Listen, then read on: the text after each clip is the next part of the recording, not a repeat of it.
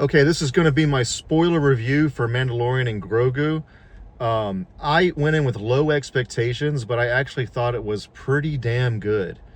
It had like a 60% on Rotten Tomatoes and all that, and I thought it wasn't going to be super great, but I ended up really liking it. I thought the music was great, the effects were great. Disney's talked about using AI tools with their effects now. I know that's controversial, but if they use AI tools in their existing VFX pipeline, I'm not sure like where the bad side of that would be. Probably, I don't know the details, but anyway, whatever they did, the VFX were like really good. You could tell they were passionate about this. They were passionate about this film. Okay? Filoni and Favreau are in full effect here, and everything. We'll talk about the story in a second, but the way it looked, the way the action played out, you can kind of tell when a movie is made with passion, when art is made with passion. Even if it's not perfect, you can tell as the audience member, and this is what I love about movies, you can tell that the director loved the fuck out of this, even with the problems. And that's what this movie had. That's why I give it a plus. I give it an A. I don't know about an A plus, but maybe an A. I give it like an 85 to 90%. So either B plus or A minus maybe. It was just a lot of fun. Okay. Now, some of the bad points are some of the things people have been talking about. Let's talk about, okay, so I've heard some people say that like it didn't push the franchise forward or whatever, and like I didn't go into this movie thinking that. There is no saga right now. I didn't go into this movie thinking that was going to happen. I don't care about that. Disney kind of messed up the saga last time with those 3 movies. They've been good at everything but the saga. So, at least recently. So, I had no problem with that. And some people, I've heard that like there wasn't so much story with Mandalorian. I mean, there's not much like personal arc or whatever. There's no character arc. About this point, I usually don't like that about films. This is a hot take, but I don't really like John Wick. I don't really like Mad Max. I don't like movies where the character that we're watching is just an avatar for action.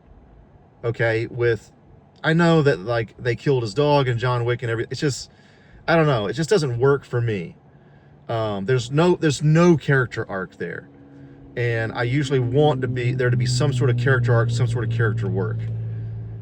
Admittedly, this movie is very light on that, but I give this movie a pass because of him caring for Grogu, showing heart in that way, and I think there is some character work, even though it's very subtle.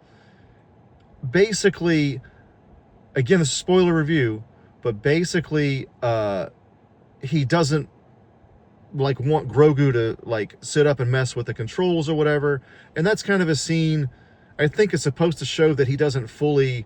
It's maybe not executed well, but I think that the scene's supposed to show that he doesn't fully. I don't know if I accept Grogu, but like he takes Grogu for granted a little bit.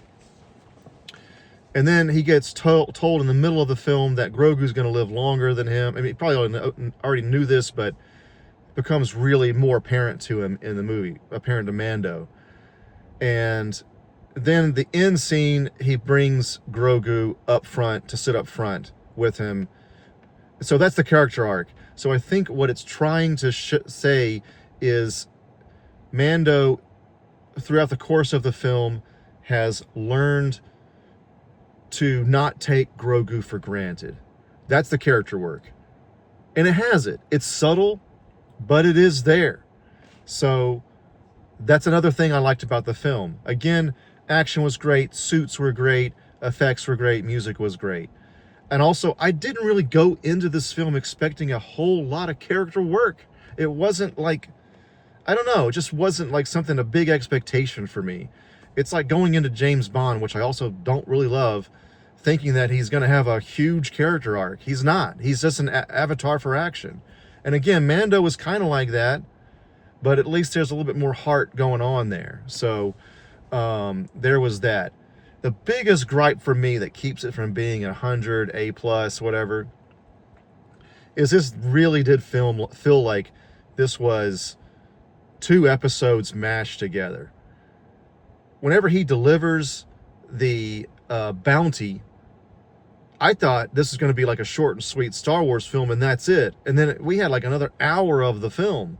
It just kept going. I was like, God, this is so long. And like, it kind of felt like they were connected for sure, but it felt very disjointed. Like 2 separate episodes, basically. They were connected for sure, but like whenever he gets poisoned and all that, and like there's a whole scene. Look, I like Grogu saving him, and I like Grogu saying the line, or I like Mando saying the line that the old protect the young and then the young protect the old. This is the way. That was awesome. Love that. Okay? I fucking love that shit. However, maybe it should have been cut, because that whole part, like, think about this. He delivers the guy, the bounty, Janu, I think his name. Could be wrong about the name. But then Sigourney Weaver says, good job, Mando. And then he's like, I got a little bit left to do. And then he goes straight into attacking, like, direct cut, pretty much. This is a fast film, right? Other than, I mean, if it's cut this way. It was fast up until this point as well. But let's say you just cut straight to him attacking the Hutt Palace or whatever that's called. Like, right into that. I feel like we wouldn't really miss anything. This, you know, the story would still pretty much make sense, and we'd lose that whole section that really loses momentum, you know? Like, there was a whole section where this movie just crashed, the momentum crashed, man. And it was just like, are we really covering this base? Like, I don't know. But that was like a major problem with it, in my opinion. Really the only problem, because the rest was fantastic. Oh, and the intro, man, the way it had like the old, like that font, I felt like there's a little bit of Top Gun influence there too. The music, again, in that intro was awesome. And I was just kind of strapped in at that point. I thought it was, I mean, that was just great. Again, kind of low expectations going in. If you're on the fence, but you've ever liked a single Star Wars thing, I would recommend it. If your kids have ever liked anything Star Wars ever, definitely take them. Yeah, some of these weird reviews. Look, man, I can be picky. I'm gonna have bad reviews on here sometimes, but like, this was not a bad movie. This was a really, really fun movie.